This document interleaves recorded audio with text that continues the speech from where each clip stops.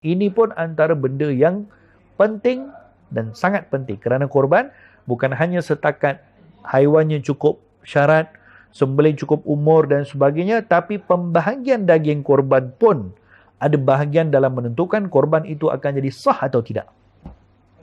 Jadi, jawapannya, bagaimana aturan agihan daging korban?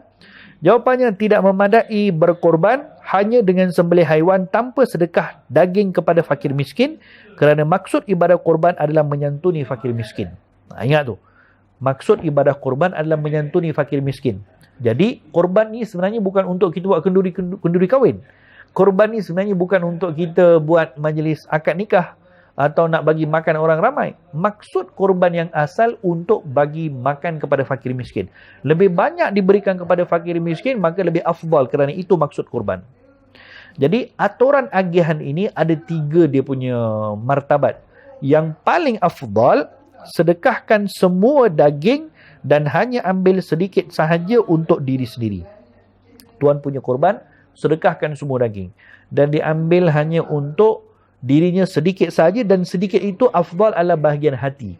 Kenapa bahagian hati?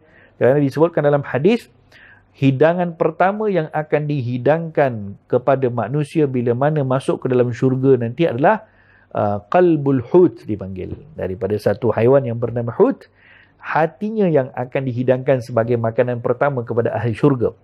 Jadi itu sebab disunatkan kepada orang yang melakukan ibadah korban untuk mengambil sedikit daripada bahagian hati dan dijadikan itu sebagai makanan pertama yang dimakan pada hari itu. Okey. Jadi itu paling afdal. Buat korban, semua daging disedekahkan kepada fakir miskin dan tuan punya tu ambil sikit saja. Itu paling afdal. Kedua afdal atau dipanggil sederhana afdal adalah dibahagikan 3. 1/3 sedekah kepada fakir miskin, 1/3 hadiah kepada orang ramai, orang kampung atau yang orang kaya atau siapa-siapa, dan 1/3 untuk diri sendiri. Ini yang kebiasaan menjadi kita punya amalan. Cuma dalam hal ini kita ambil perhatian. Katakan 1 ekor lembu, setelah disembelih ada 100 kilo. Jadi agihan daging ni ada namanya agihan wajib. Agihan wajib ni maksudnya kalau tak diagihkan agihan wajib, maka 1 ekor lembu tu korbannya tidak sah.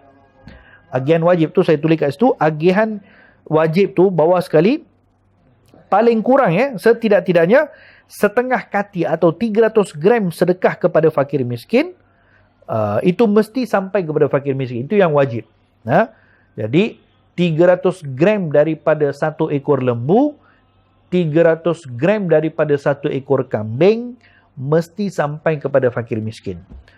Tapi kalau 1 ekor lembu tu dikongsi 7 orang, maka 300 gram setengah kati itu daripada setiap 7 orang tu kena ambil. Jadi 300 darab 7 lah. Itu dia cara dia. So sembelih 1 ekor lembu, ini kalau nak ambil yang paling, maknanya dia nak bagi syarat lepas sah korban je.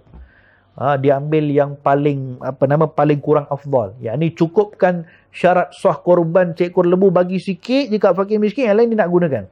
So setidak-tidaknya kalau 1 ekor lembu, 300 gram daripada setiap orang punya bahagian kena ambil untuk bagi fakir miskin. Itu cara dia. Itu paling kurang lah.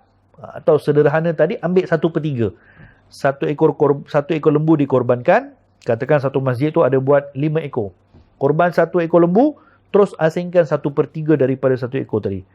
Lembu kedua, asingkan terus 1/3. Lembu ketiga, asingkan terus 1/3, dikumpulkan, buat plastik warna lain.